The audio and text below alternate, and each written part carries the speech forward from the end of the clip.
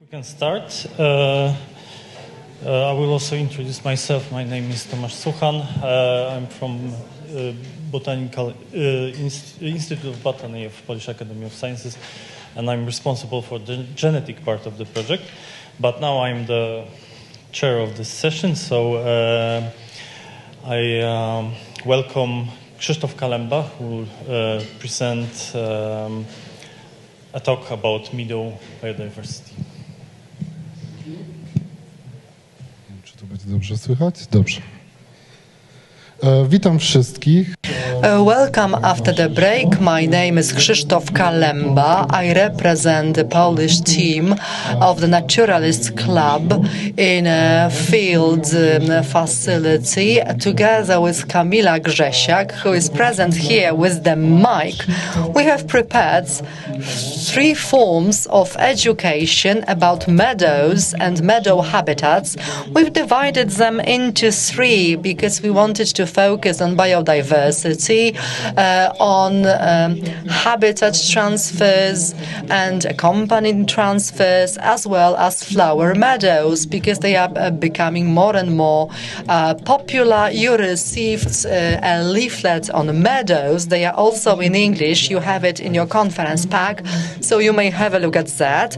And today we are going to talk about the key to meadow biodiversity, so which aspects enhance biodiversity and what is important from our perspective. First, let us answer the following question: what is a meadow? If we look at the definition, well, meadow, it may mean different things, but if you have this botanical approach, it is a habitat with dominant position of grasses, some perennials as well. If we look at the meadow, due to how it is used by a human being, we have, for example, pastures. We also have mowing meadows. If you look from the perspective of precious habitats, you have fresh meadows, you have xerothermic meadows. What else can be said about meadows? Definitely, we should not exclude habitats which will remind us of meadows. Obviously, these habitats are not entirely meadows, but they have many common features and they permeate each other. And here I'm talking about xerothermic lawns or grass on the rock, and I think you will see that tomorrow or the day after tomorrow during the walk. So let me show you an example of various meadows. The meadows in the Karkonosze Mountains. You can see a lot of diversity. They are varied at every stage of vegetation. These flowering perennials change, so it is very picturesque. In some places, like not necessarily in the mountains, on plains, this vegetation period is longer, so maybe there is not that much diversity, but there is a common denominator here. These are collections of plants where you have many perennials accompanied by grass. Various grasses, as I've mentioned. So these grasses will be leading species, but they will also fulfill another role. So here, mountainous meadows.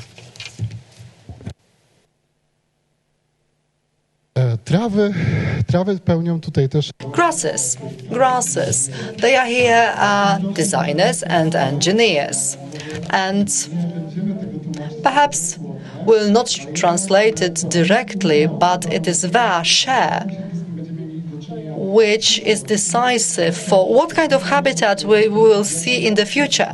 But we can also see what the habitat looked like in the past. So if you look at the species of grasses, it is very telling. In forests, you have species which are indicative species for old forest. It is also true for meadows. You can see indicative species for natural habitats, or for fresh meadows, for rich meadows, or wetland meadows.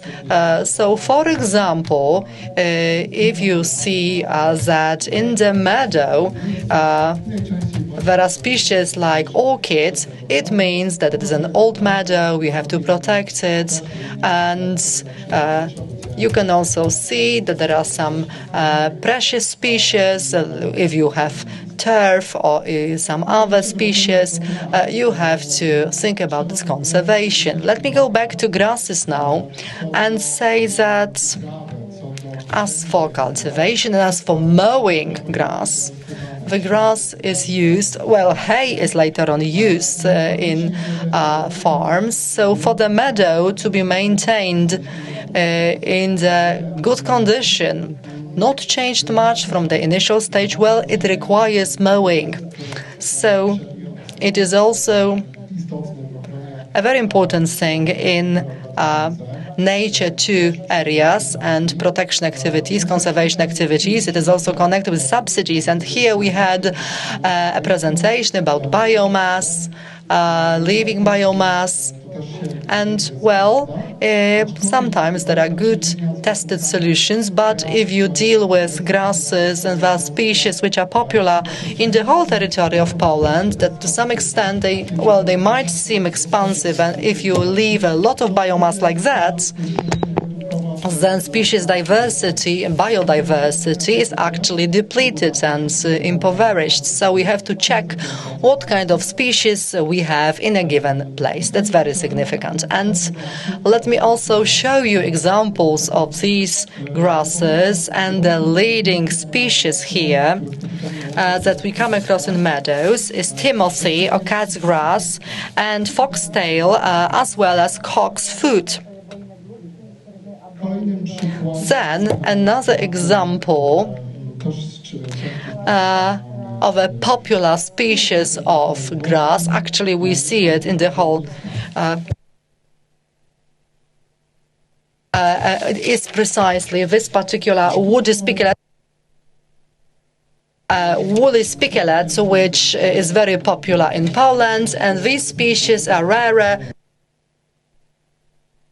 And we often see them in the mountainous areas, sub-mountainous areas, and here, for example, we have fescue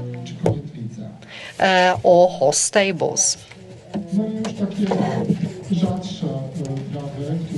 And perhaps rarer species, we often see them in protected areas or on the area of Nature 2000. And these are tremors. So basically it is the species to the left. So actually it has been there for a long time. And then another thing that needs to be the subject of our conservation activities, but I don't have a photo here.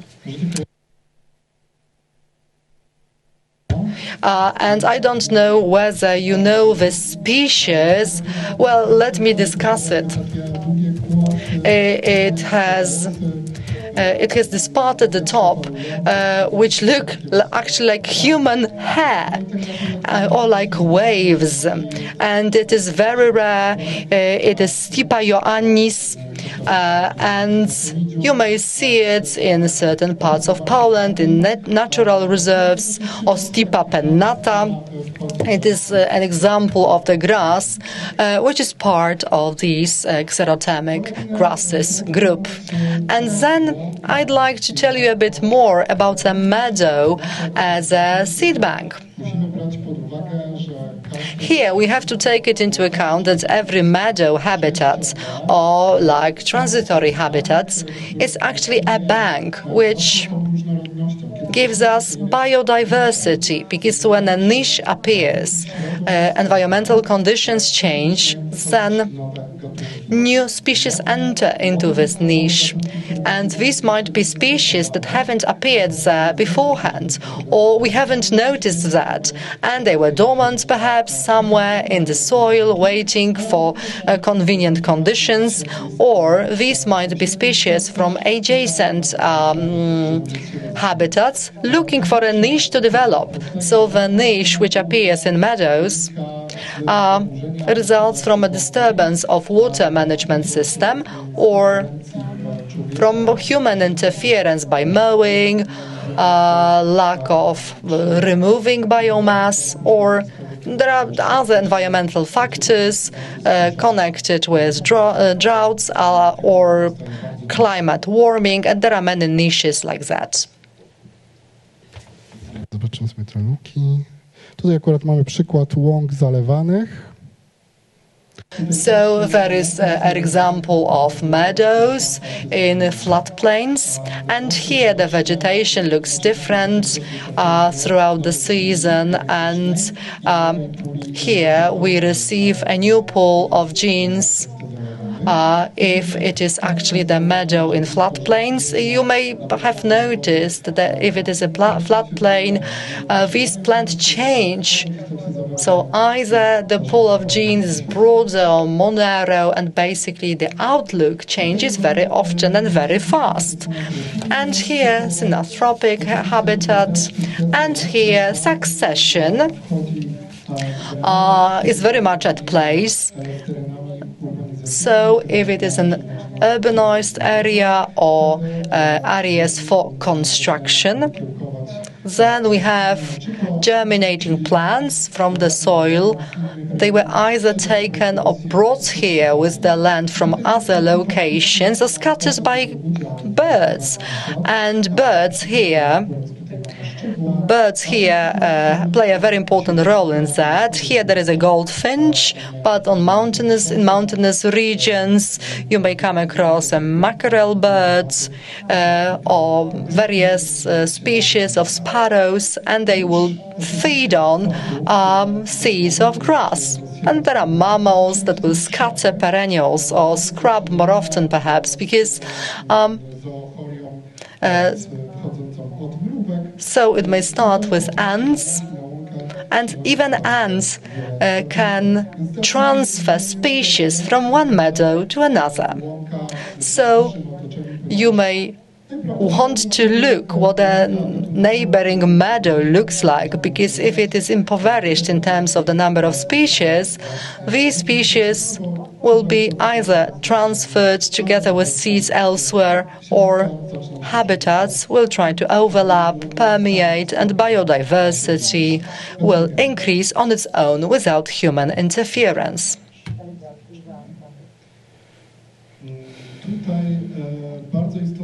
And now let me say something about a soil.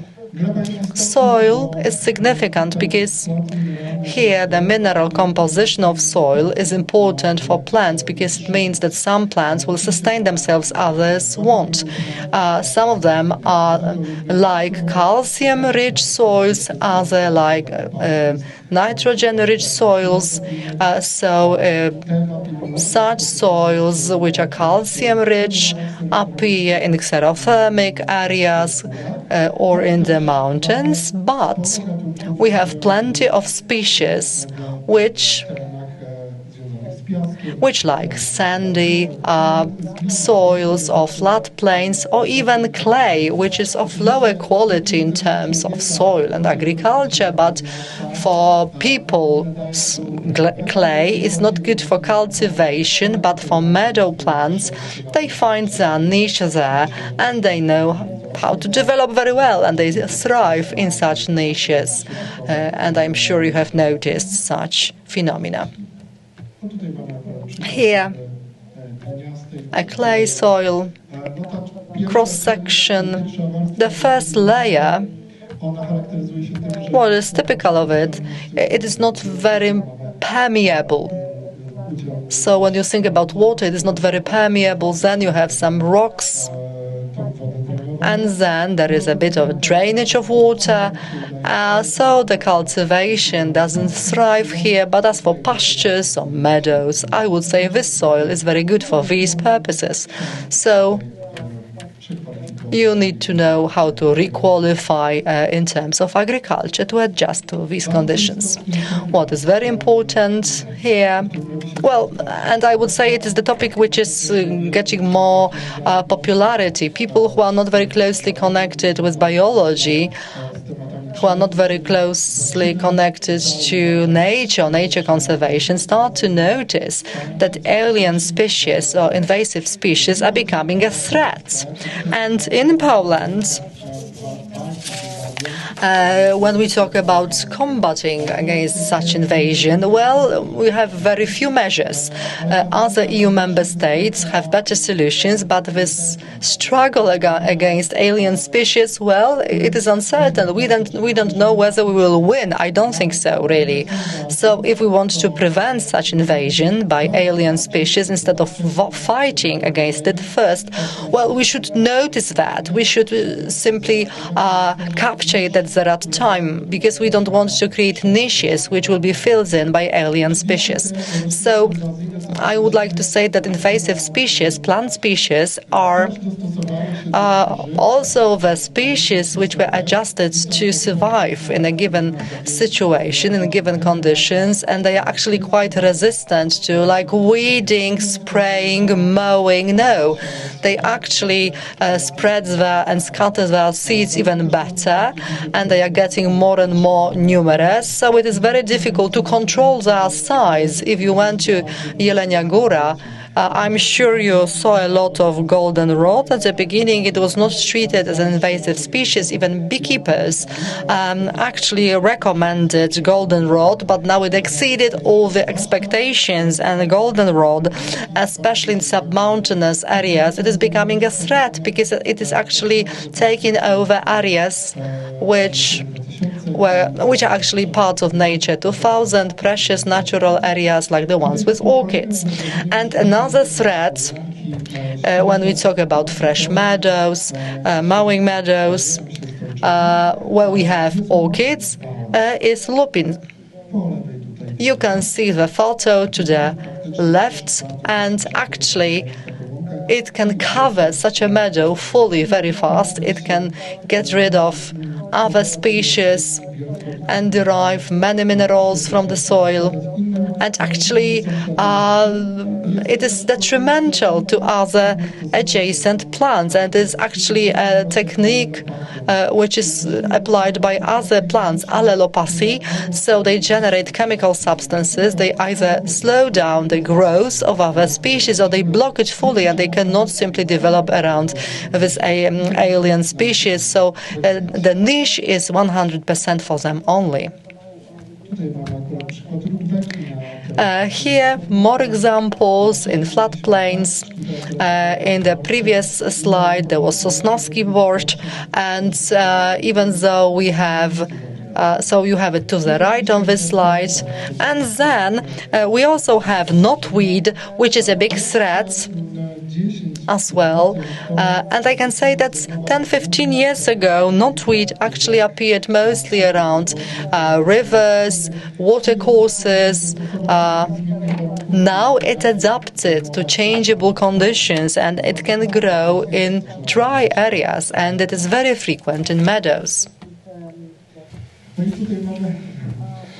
Here, there is another method for fast multiplication. Here you can see in patience.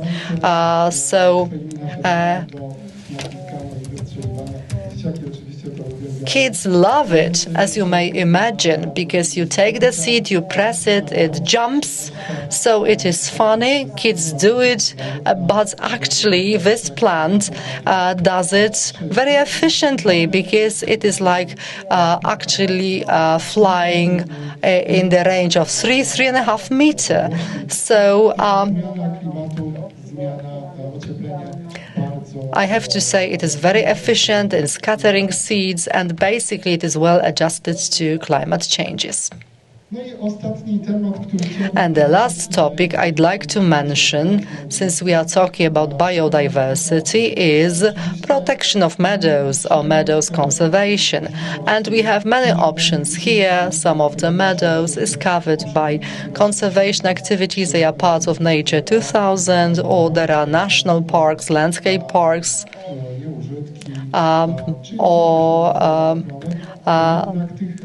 non-arable land, but there are too few places like that. Basically, if you think about the territory of Poland, we have too few meadows like that. So we should pay close attention to meadows, because a new problem has cropped up recently, namely fewer and fewer insects. I'm not talking about pollinators, but we have fewer and fewer butterflies, we have fewer and fewer insects in general, and they appear much later in summer or early spring. It might be a huge problem for the future. That is why I'd like to encourage you to have a closer look at meadows. Perhaps you can participate actively in that. You may observe trends, for example, what is happening in meadows, because I would say it will be a big topic for the future. Thank you very much for your attention.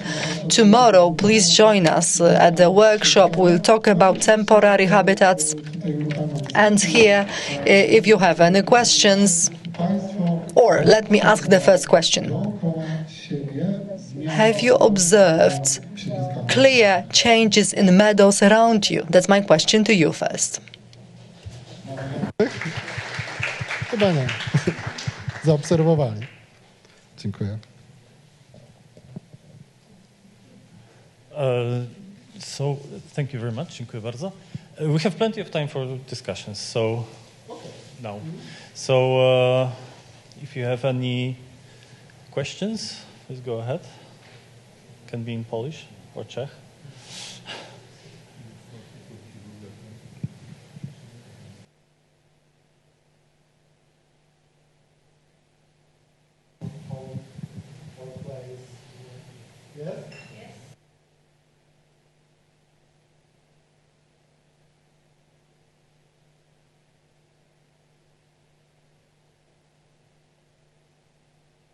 Building up and by afforestation of very valuable habitats, meadow habitats, and also by field, for example, corn fields. I was witness of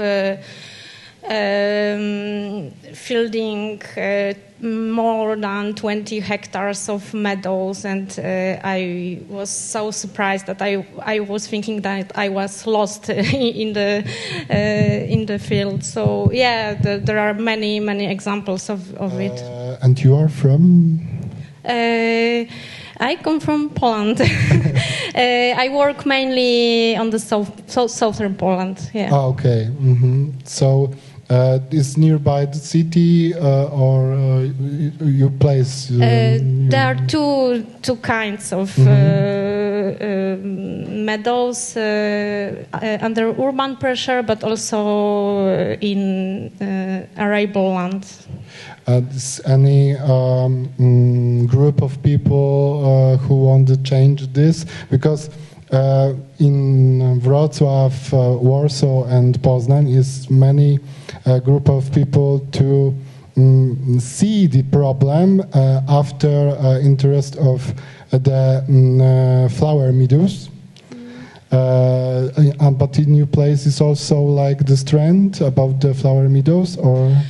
Yeah, but personally, I'm against flower meadows. Okay. Sorry, I understand. But yes, so.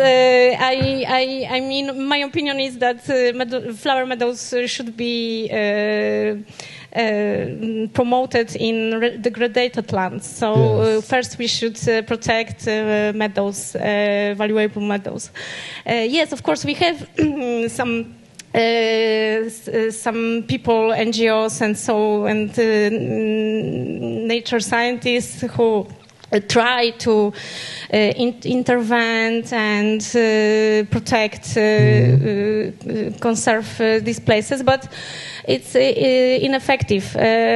Authorities, landowners have such low awareness and don't care any ecosystem services and so on. It's there's no knowledge and we have no voice. There's a very big gap between. There's no dialogue. I think it's a long process, too long for the meadows. Yeah.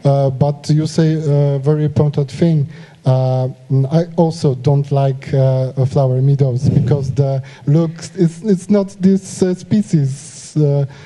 From surrounding meadows, so it's like not good for the nature near the cities, nature in the villages. But is the subject to start? Yes. So we also should think about changes about like that. We should. Go with the trends, but it's like not too close, not too close, but try to go to the people with things they like. Yes, I know what you mean, but you know, it's like Kraków government spent 750,000 of zlotys in 1 year to do 10 hectares of flower meadows. It's crazy, really. Okay. And they destroyed 10 hectares of lawns to do that. So we could buy or manage properly some land, open lands, for example, instead do like that. So, yeah, I know that awareness is bad, and we have to show some good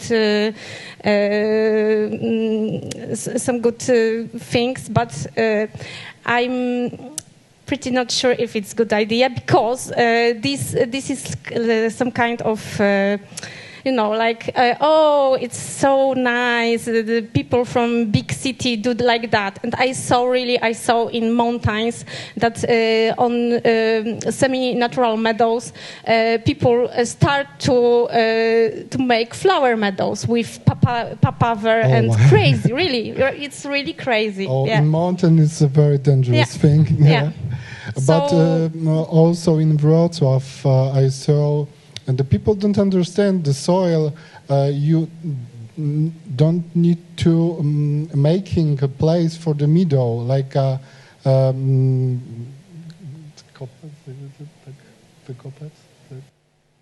dig the soil, because in nature the seeds go like naturally in the spaces between the grasses. So we should. Take the seeds and sow it, yes? Sow it in the place, city places or near the villages is the natural thing, but it's also go to this wrong direction. Direction, yes. But it's like start trending, so we can like slowly go forward with the meadows. In Wrocław, we have some people which are this voice of society, which try to explain what is wrong. It's also our brochure. Ulotka. Tak. W naszej ulotce jest też. We have a leaflet, and in this leaflet we provide information on what may be wrong with flower meadows. The I think that the better idea is change mowing regime to more extensive. It's just the way. It's also, yes, of course, I agree with that. So, how much time do we have? Still 10 minutes, okay. So if you are at the money spending and extensive agriculture, maybe we could talk a bit about the agri-environmental payments. What's the role of those payments in extensive managing? And we know the reality in Poland, how it looks like, but we have also people from Czech Republic, Slovakia, Austria, and I would be curious how it works there. If some of you could also have some comments. No, because when you are talking about agro-environmental project as well as the mowing regime, recently there are a lot of publication that shows that current mowing regime in agro-environmental project doesn't work. It was designed for the birds, usually, because there's a kind of ornithocentrism in nature conservation, and they are suitable for the birds, not always, but there are sometimes very bad for another group of species.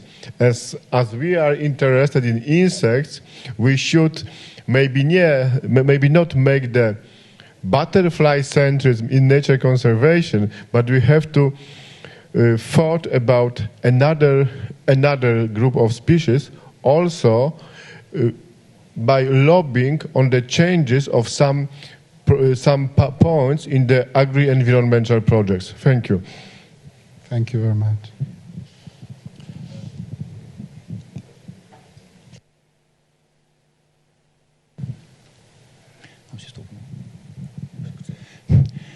Dobrý den, já bych chtěl za Českou republiku se tady vyjádřit k této problematice.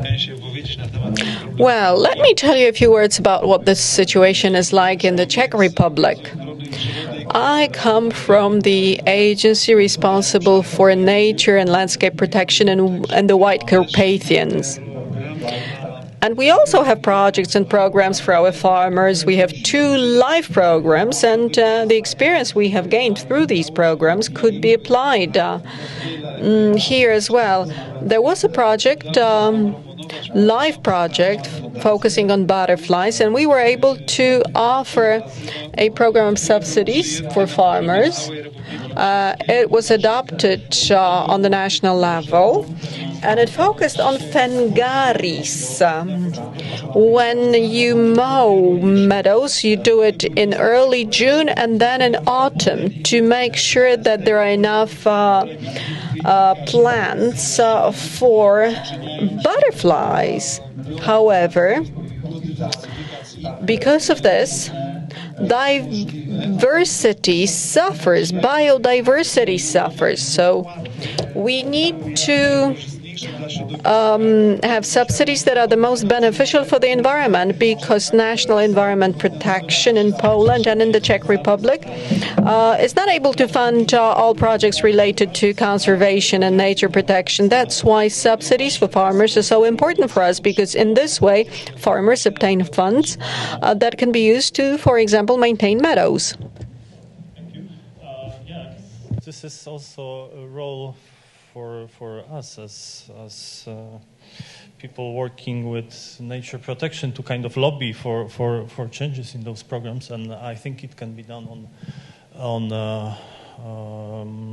the country level. So maybe this is also a forum from which we can have some voice to the government. Are there any other questions or remarks or ideas? We've got here. Yes, hello. I am not a question, but maybe a little comments because I'm architect. So I am glad that I take part in the conference. And I agree that we still use maybe innovation tools to communication. researcher, scientist, naturalist with me, for example, designers, special planning, and architects. I am working also in Institute of Landscape Architecture in University Environmental and Science, so maybe for me it's too easy work in protect area because, of course, during my working day, I cooperation with my colleague who the same people that you, but I have experience, of course, because I'm hard architect, not landscape architect. So I know that it's difficult, but I hope that, for example, these events, maybe we should more I know that it's better, for example, than, I don't know, 10 years ago now, because it's, I think it's impact on, of course, a lot of protect area that we must have to work together. Yes, I'm thinking about designers and special planners, sorry. But I think, and I hope that we can try together with cooperation, create new tools.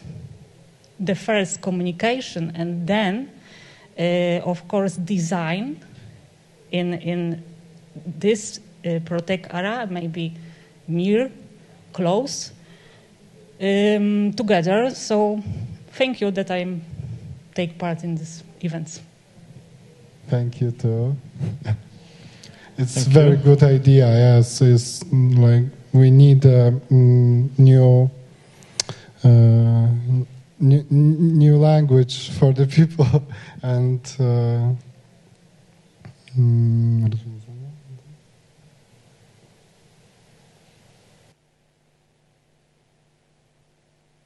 I also have one comment that I think it's very important what you said about different groups. And here, for example, we don't have one group, which are farmers, and we speak a lot about mowing. So I wanted to say that it's upcoming in our project as well to involve farmers in the discussion, but we want to get ready for that. So probably that will be next year.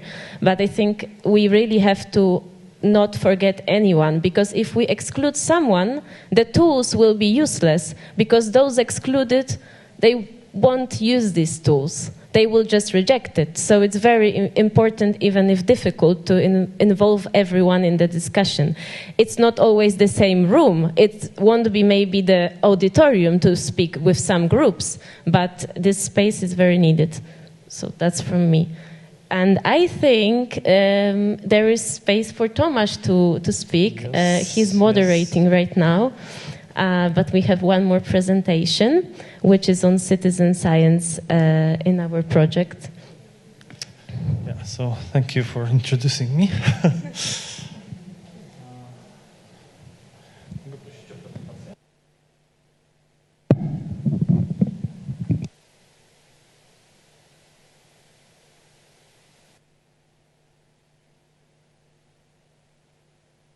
So my presentation will be really short, so don't worry, we'll have a break soon. Just a short few words about our citizen science project on iNaturalist.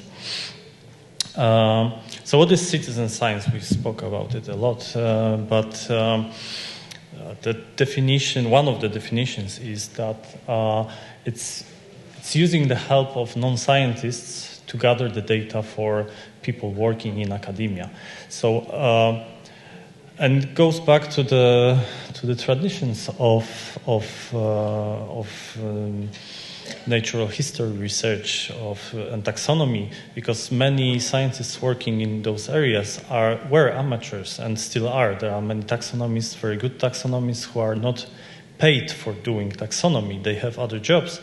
This is just a hobby, but they do it on very on very good level. And at the same time, doing science while working in academia is connected with the pressure to publish, there is more and more pressure to focus on hypothesis-driven studies. So there is not so much time left for natural history observations, doing surveys, and even for traditional taxonomy. So this is the area where we can engage people that don't work in academia. I don't really like the term amateurs because they are often really skilled people and not really amateurs. But people who are not working in academia but somehow want to be involved. So for citizens, there is an opportunity of learning something, of contributing to science, to academia science, and for scientists there is some opportunity to use those people to gather some data in the field, for instance. So there is some potential here. The question is how to do it. So in recent years, because of the internet, we have many possibilities. There are many platforms, apps. There is this butterfly count app, which is focused on butterflies. But there are also more general platforms like iNaturalist, which we'll be using. Why we choose iNaturalist? First of all, it's a very general platform, so you can gather data on plants, animals. So that's the first thing. It's one of the biggest. Here I show you some screens. So for instance, this is a screen of the web page with some of my observations. There are people commenting. Saying it's another subspecies. It's not Pulsatilla alpina. It's another subspecies. So there are some discussions. There is the species determination. There is also mobile app in which you can take picture, and this platform has some neural network magic that determines the species. So if you click Suggest ID, it's going to suggest you some possible species. So it works almost magically. And you can create projects. So the projects gather observations which fulfill some criteria. You can restrict observations to some dates, to area, to some taxa. And that's what we are going to do. Here we have some sample projects. You can have Australian fishes, birds of Florida, etc. So whatever you want, everybody can create a project.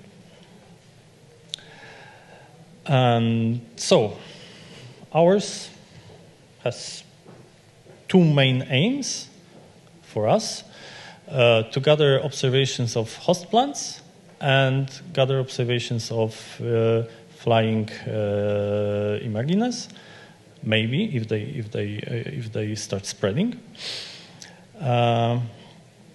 So that's how it looks like.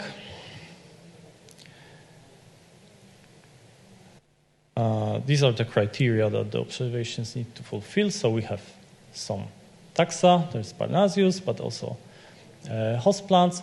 There are certain areas from which we gather observations, and there is a time frame that is interesting for us. That's the map of the areas. So far we have all Austria because it was hard to restrict to some areas. But for Poland and Czech Republic, we restrict the project to the places where the species is or is going to be reintroduced, just to narrow the focus, not to collect the information about host plants from all the country. We are just interested in areas that might be useful for us within the project. This is one sample observation. So these are many of them are gathered by me. This one in particular. So if you click on the point, you get all the information, the species. Other users can suggest identification or confirm your identifications. So it's validated by community. So that's how it looks like. It's not a big project so far. We don't have so many observations. Most of them are from Austria, but we have the ambition that this project is going to engage more people, local residents, to as a fun way to spend time and also gather some information for our project. We want to use it as a promotional tool for the LIFE project, educational tool, but also really use this information for monitoring and for finding suitable places for the butterfly to breed. So yeah, that's it. I'll be happy to answer any questions.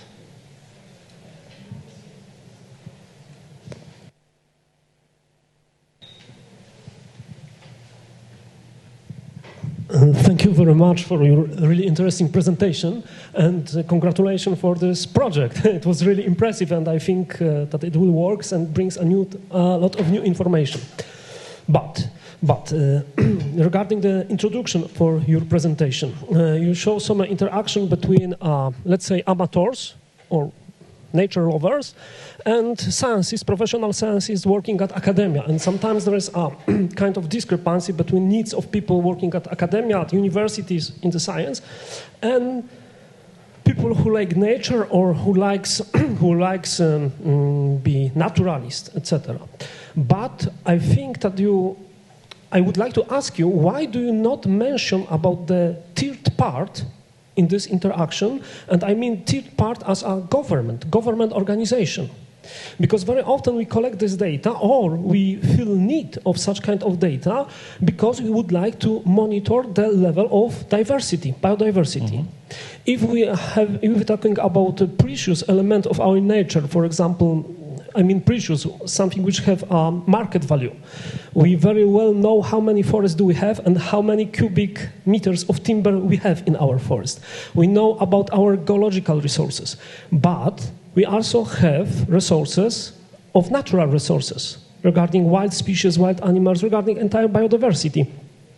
And I think that the scientists and amateurs, it is not enough to prepare realistic databases which will describe our natural resources. So do you intentionally do not mention about government, or do you just do not see the position of government in this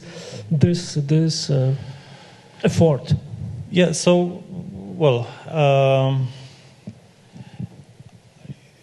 so here I was focusing more about engaging,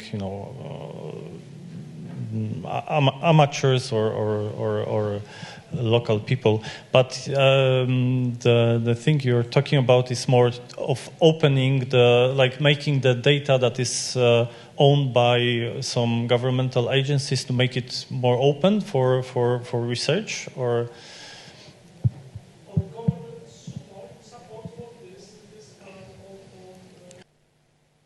yeah, that would be nice, but I don't know if if there is any initiatives to do it, and I don't see that possibilities at least here. But I've heard interesting talk about recently in Prague. There was a conference about biogeography of Carpathians, and there was. I don't remember who presented it, but there was a talk about database of Czech biodiversity, and they are using the data from iNaturalist, validating it again, and including in this database. So this is one of the examples how this data collected by government, there is monitoring of habitats, there is monitoring of species, can be used and made publicly available in a public database with nice interface. So I think that's one of the directions, but Okay. this should be coordinated at the government level. May I comment on that also? Just a second. Because I think it's one thing that has to be stressed. This is only one of the branches of the ways to gather the data about the Apollo, and also one of the ways of education for the whole public, and to make the species really an umbrella species. So, like conveying the message about the conservation. The monitoring of the citizens with the citizen science is just something additional that we would like to collect. So the gathering information about the species will be from absolutely different and all possible sources: literature, scientists, government organizations, national parks. So absolutely the information that we would like to collect will absolutely not only goes through the citizen science, but also from our own monitoring and also gathering data from other resources.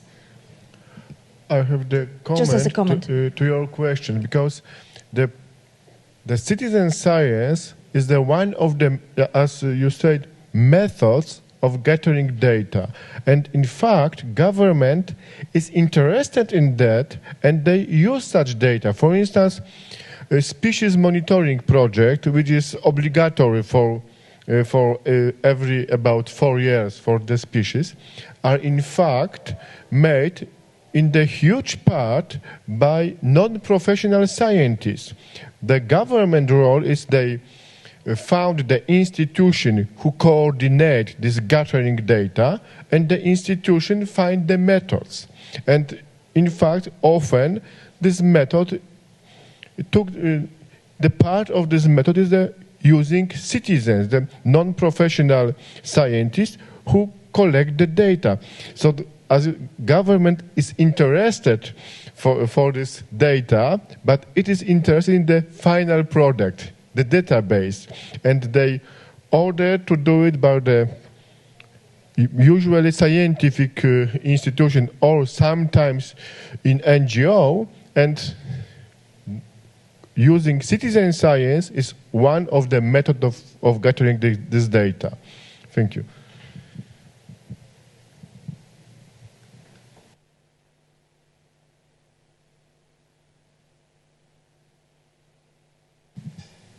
Thank you. Just to reinforce what Powell said about the combination, I think it's very important. The model which is working in several European countries is for the government that wants the data to provide funding to other people to collect that data. And civil servants in government, they change too fast and they're not experts in the subject. So if they use academics or government institutes to collect the data and give them the responsibility, that they can then develop the citizen science methods maybe to collect the data, or use people at the national parks to collect the data, especially if you want to climb to the tops of mountains and you want people to really do that work hard. And the advantage for the academics is to get long-term funding from the government, because the government wants the data year after year after year, particularly for butterfly monitoring. And also the academics can review the data, analyze the data, and produce an annual report. And the annual report is a publication. And as you said, the academics must publish or perish.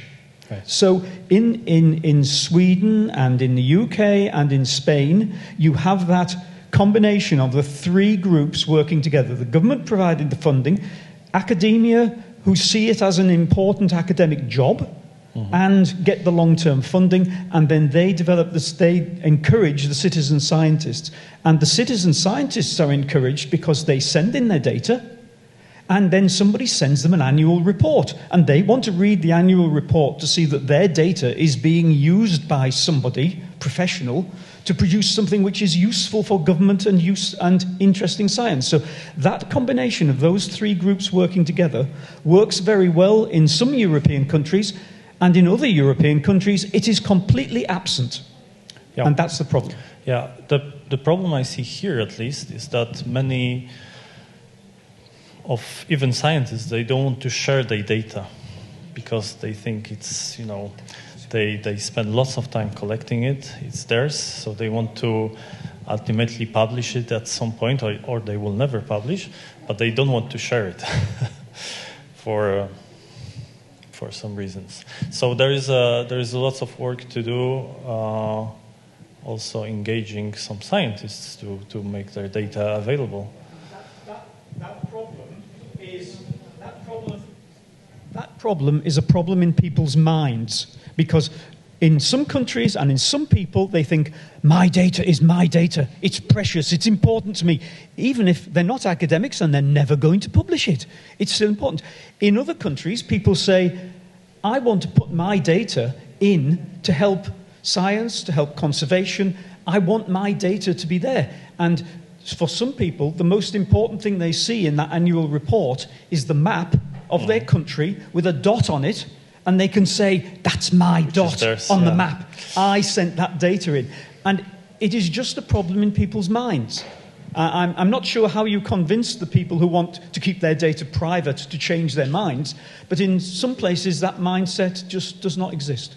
I think it's some, you know, must be some mass effect that if enough people do it, share the data, then the others will follow. Okay, I have just comment from Czech Republic, because we are really happy of our cooperation of all the three bodies, like the citizen science thing, the state conservation authority, which just represents the government, well, not completely, because we have also Ministry of Environment, but that's a bit different story, and the academics, and we all cooperate together. So the state conservation authority is running several their own mobile phone applications for collecting of data, and we have a really incredible amount of data, several millions of distribution records of really almost everything. And then we have some agreements with, even I represent this as academic researcher from academy. If I omit my job here, this translator one. And this is really good that everybody can provide the data, and other people are very interested in collecting data, and everybody who is really interested in analysis the data, he just made the simple agreement with the conservation authority and get the data and work on it. And then we share the results, of course, because it is also a very excellent. If you have the direct fluence of the data, so you work with the actual distribution, you can immediately make some analysis, and the conservation just behave accordingly, which is really excellent, because this is the application of the results in the practice almost immediately. Yeah, I was really impressed by this research solution. Yeah, other problems are the research money, because of course there is no fluent research no fluent source for research money. From the academy we get just only salary, and everything for the research we have to get by grants, and this is completely different chapter, but we can't do anything with that. Only to send the applications and hoping that once we will get the money for the research. Okay, thank you. How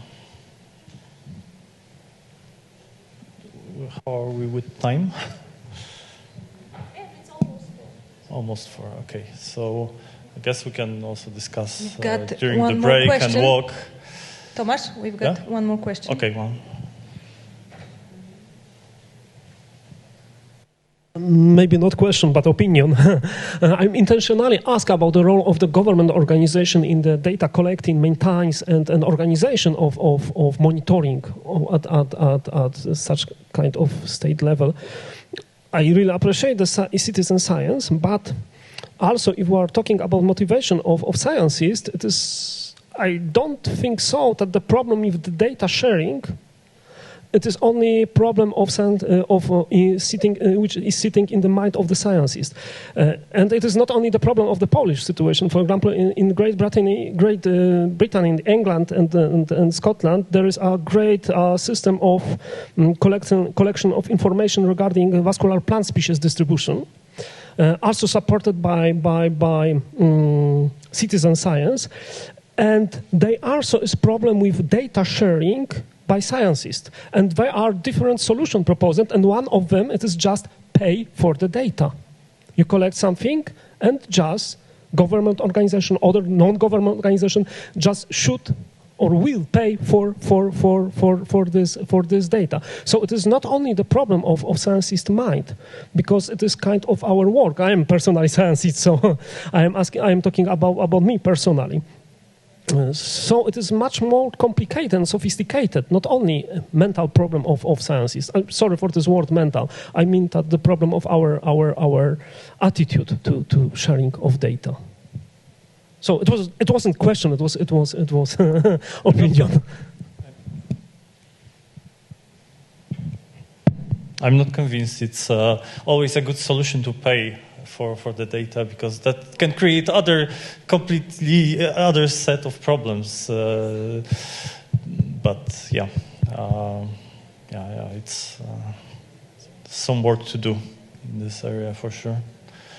But as we see, we have some good experience from Czech Republic, and maybe we could, get some ideas from them. Okay. Thank you.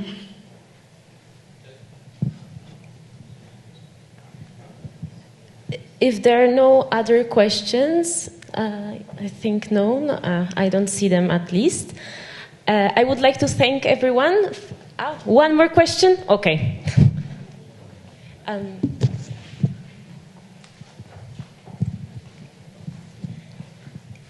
Já jsem se chtěl zeptat z hlediska toho.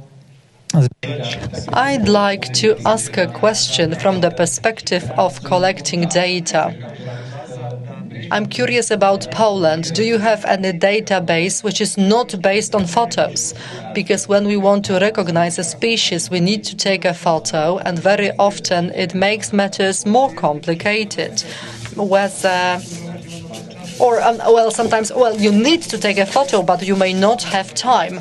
So sometimes I don't take photos, and then I have a problem with validation of data.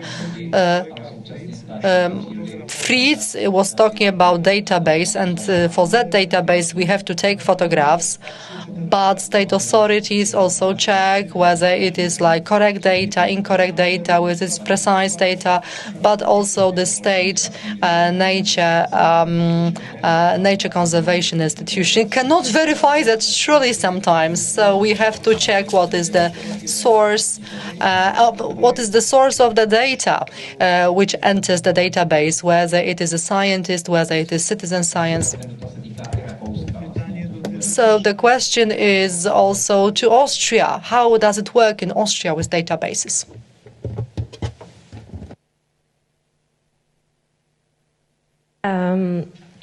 Thank you. Thank you very much. I think I would like to... tomorrow we have more discussion about citizen science, and we have working group on citizen science, so we can speak more on the practicalities of using citizen science. We have great experts that or lead the project or led the project in the past or have policy experience. So I think we should continue tomorrow to discuss citizen science topics. And for today, I would like to thank everyone. Thanks to the speakers, thanks to the moderators, to all participants for engagement in discussions. I think we had a lot of great ones, and we have a lot of time to continue. We can continue discussions in informal settings tonight. We will have a buffet at 7:30, and before that, we have something energizing, which is dogs demonstration, which will be used for monitoring purposes in Austria.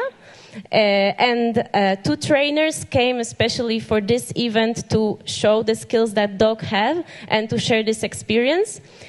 So this will happen downstairs, just in front of the venue while you had lunch. You can stay inside if you prefer, or you can be in the courtyards. Thank you very much one more time. And I will give last words to our main chair today, Magdalena Makowska, project manager. Okay, thank you very much. Just technical things. We would like you to return your holders from the ecological point of view. We would like to use it again, so it would be very nice if you would return the holders. And for those who have the earphones with the translation, please return them and sign when you return, because we have to collect them in undamaged status. So a few minutes break, and we will meet downstairs to see the dogs, how they do the conservation work. Thank you.